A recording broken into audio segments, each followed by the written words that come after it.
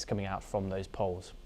We now turn to South Asia and a developing story, and at least 31 people were killed and over 170 wounded in a suicide bombing at a Shiite mosque in Islamabad, considered as the deadliest attack in the capital in over a decade. The Islamic State has claimed responsibility for the attack. Funeral prayers were held under tight security as mourners carried coffins to the burial grounds. Security has been beefed up across the city with checkpoints and armed personnel deployed. Residents expressed shock and frustration, citing inadequate protection during Friday prayers. Furthermore, the government said facilitators behind the attack are being traced and injured victims are receiving medical care. Regardless of past lapses, authorities have vowed thorough investigations. Let's listen in. ये जो imambargah है यहाँ नमाज जुम्मा के time जो है बहुत ज़्यादा रश होता है, तो मेरे हिसाब में एज ए इंतज़ामिया सिक्योरिटी लोगों को गवर्नमेंट को चाहिए था कि यहाँ पे सिक्योरिटी प्रोवाइड करते, और सिक्योरिटी की नाअहलियों की वजह से ये हादसा जो है हुआ है, जो कि नहीं होना चाहिए, किसी भी जगह पे नहीं होना चाहिए। मैं इसकी हम कहते हैं कि बहुत बड़ा एक जुल्म हुआ है। इसमें हमारे बहुत सारे मतलब कोलीग, हमारे रिलेटिव काफ़ी सारे इसमें जिनकी डेथ हुई है। बहुत ज़्यादा बड़ा मिसल है इसमें हुकूमत की जो उनसे आपके सामने है सिक्योरिटी लैब से, तो लोगों की ज़्यादा हज़ारे एहतियाती होनी चाहिए, और जितने भी लवाकीन हैं उनकी मदद इमदाद गवर्नमेंट को करनी चाहिए। Zulkarnain Shah joins us now, a political analyst, joining us live from Islamabad. Thank you very much for joining us here on NewsX World. It's a great pleasure to have you. First of all, how significant has this attack altered life in the capital today, just following it, and in terms of Islamabad's security profile as well?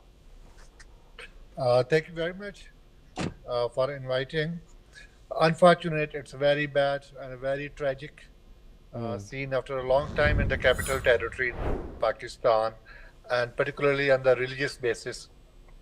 You know, the fundamental and the basic history of the terrorism in Pakistan, which is the country the last 2 or 3 decades from Afghanistan and the Pakistan situation.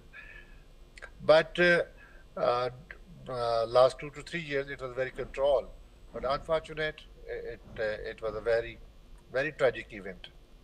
But in spite of this fact, if we try to trace out the roots of the religious terrorism in Pakistan, so it has a history after the Iranian Revolution, after the Afghanistan invasion, American invasion in Afghanistan, and the Taliban era, and the long history. The Pakistan faced a huge crisis and a huge paid a price for this terrorism, for the other party wars.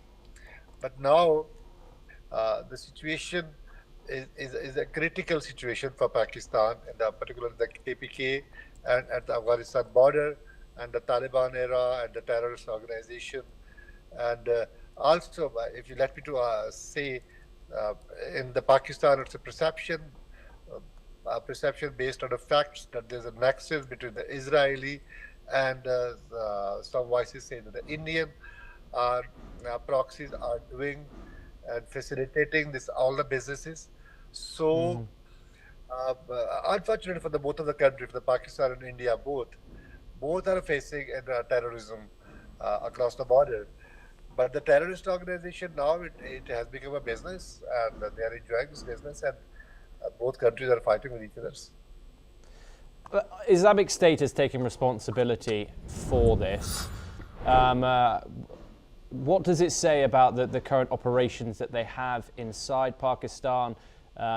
Is the Pakistani government releasing statements in terms of holding those accountable enough? Are we getting any updates in terms of the investigation which is going on?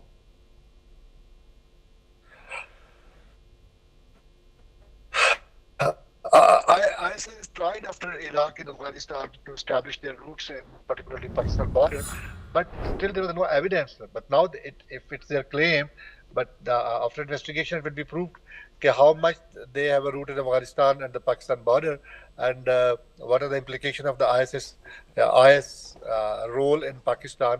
But it is the first, I think, first announcement that they took the responsibility for this blast. But look at investigations are continuing. Agencies are doing their investigation process. Within a couple of days, it will be unveiled.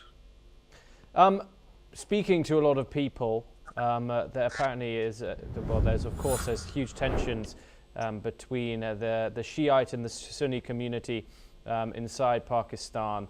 How severe is that friction right now? It was back in the history. There was a problem, but if you look at the history for the last 10 to 12 years, this issue has been eradicated. There's no conflict. Conflict at some time in the mosque and in the religious affairs, but in the only verbal speeches. But the link between the terrorism, it's not like that. It is a geopolitical issue, not a Shia Sunni issue in Pakistan. It is a geopolitical issue. It's a geopolitics. U.S. interference in the Pakistan, India, Israel, Afghanistan. So now terrorism has no link at this time in the last 10-year history of the Shia and Sunni conflict. Because if you see across the Pakistan, you will find no riots between the Shia and Sunni conflicts. So Kwan Shah, thank you so much for taking the time in joining us here on NewsX World. It's a great pleasure to talk to you. We now turn over to Southeast Asia for our next story, and Thailand is preparing for a crucial general election tomorrow as officials in Bangkok carry out final checks on ballot papers and voting boxes.